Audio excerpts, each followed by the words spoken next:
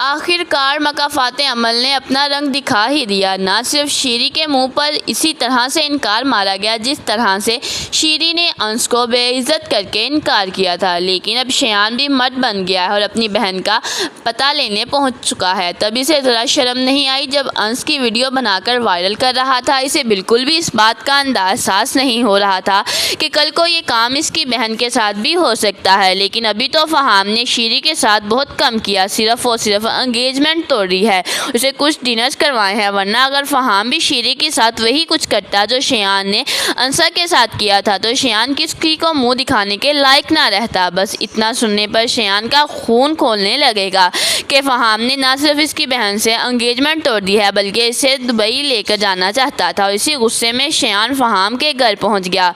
लेकिन अब आगे शेयान के साथ क्या होने वाला है? क्या शेयान वाकई अपनी जान से हाथ धो बैठेगा? ये काम फहाम खुद करेगा या फिर पुलिस से इनकाउंटर करवाएगा? आखिरकार शेयान को उसके किए की सज़ा कैसे मिलने वाली है? क्या शेयान को एक बहुत बड़ा धोखा मिलने वाला है? ये जानने से पहले अगर अभी तक आपने हमारा चैनल सब्सक्राइब नहीं किया तो ज़रूर करें। फहाम ने तो शीरी जैसी लड़की की बोलती बंद कर दी। फहाम ने शीरी को इसकी असलियत दिखा दी कि भाई तुम जैसी लड़की से मैं क्यों शादी करने लगा। तुम्हें भी तो बहुत शौक था मेरे साथ टाइम स्पेंड करने का, तो मैंने भी थोड़ा सा टाइम स्पेंड कर लिया और शादी तक तो ये बात कभी नहीं जाएगी। ये तो हम सबको पहले से ही पता था कि फहाम जैसा आदमी कभी भी शीरी से शादी नहीं करेगा। लेकिन अगर देखा जाए तो सब कुछ वैसा ही हुआ है जैसे शीरी ने अंश के साथ किया था। किस तरह से शीरी अंश को कीड़ा समझती थी कि इस हैकर और घटिया समझती थी कि आज इसके साथ वही सब कुछ हो गया। लेकिन ये चीज़ अब शीरी से बर्दाश्त नहीं हो रही।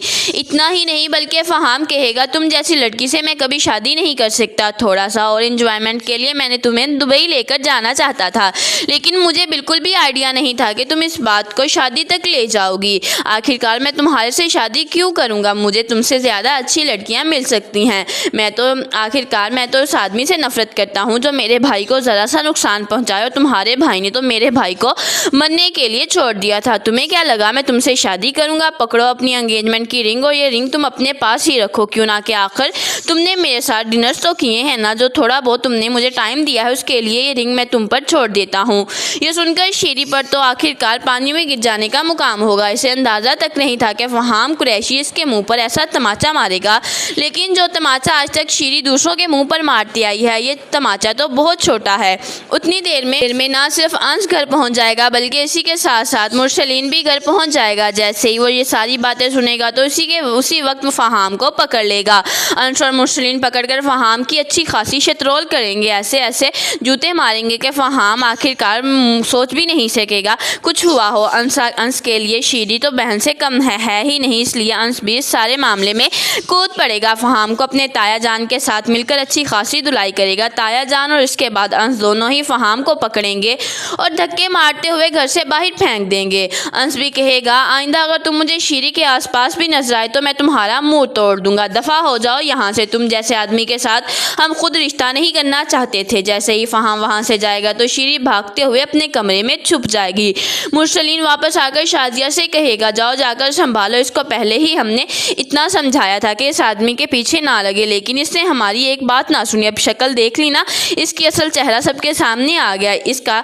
शाजिया जैसे ही शीरी के कमरे में जाएगी तो शीरी बहुत ज़्यादा रो रही होगी। शीरी कहेगी कि आपने बहुत गलत आदमी के साथ ऐसा किया। अंश की बातों को मैंने कभी सीरियस लिया ही नहीं। मुझे लगता था कि वो सिर्फ और सिर्फ मुझसे जलता है, मेरी खुशियाँ नहीं देख सकता, इसलिए मैंने उसकी बात नहीं मानी। बाबा की बात नहीं मानी मैंने, इसलिए नहीं मानी क्यों ना कि वो अंश को इम्पोर्टेंस दे रहे थे। लेकिन आप तो बता सकती थी ना कि क्या गलत है और क्या सही। आपने क्यों मुझे नहीं बताया कि वो शख्स मेरे लिए ठीक नहीं है? अम्माएँ तो पहले ही सब कुछ देख लेती हैं। आपको ज़रा भी अम्मी शक नहीं हुआ इसकी बदनीति पर? माँ बाप को तो एक कदम पर पता चल जाता है औलाद की तरफ बढ़ता हुआ खतरा। माँ बाप एक मिनट में भाप लेते हैं, फिर आपने क्यों नहीं भापा? अम्मी आपने क्यों नहीं मुझे बताया? वैसे यहाँ पर चाहिए तो सही कि शाजिया अपना जूता उतार ले, उसके लंबे से मुंह पर अच्छी तरह मारे। और कितनी दफ़ा इसे मुरसलीन और अंश ने मना किया था। इतना ही नहीं बल्कि शाजिया ने भी इसे कई दफ़ा कहा कि वो आदमी मुझे ठीक नहीं लग रहा। लेकिन फहाम की दीवानी शीरी ने तो एक बात ना सुनी, ना तो अंश और मुरसलीन की मानी, ना दादा की मानी, ना दादे बेचारे की तो आखिर किसी खाते में लाती ही नहीं। और माँ की बात को तो उस वक्त इग्नोर कर दिया। और अब जब सबसे असल हकीकत सबके सामने आई है तो शीरी ने भी सारा का सारा इल्ज़ाम अपनी माँ शाजिया पर डाल दिया। शाजिया कहेगी बहुत शातिर खिलाड़ी था था, उसने तो कभी शक की गुंजाइश ही नहीं छोड़ी थी। तुम देख सकती हो कि उसने कितने अच्छे तरीके से हमें अपने जाल में फंसाया और हम और तुम सब उसके जाल में फंसते चले गए। हमने तुम्हें कई दफ़ा मना किया शीरी, लेकिन तुमने कभी हमारी बात नहीं सुनी। शीरी कहेगी मैं ये जिल्लत बर्दाश्त नहीं कर सकती। आज फहाम ने जो मेरी तजलीस की है आप सोच भी नहीं सकते मुझे कितनी तकलीफ़ दी है। इसके बाद शीरी भागते हुए अपने कमरे में जाएगी, आखिरकार डीजल की बोतल उतारेगी और उसी वक्त फेंकना शुरू कर देगी। शादिया उसे रोकेगी कि बेटा ऐसे नहीं होता।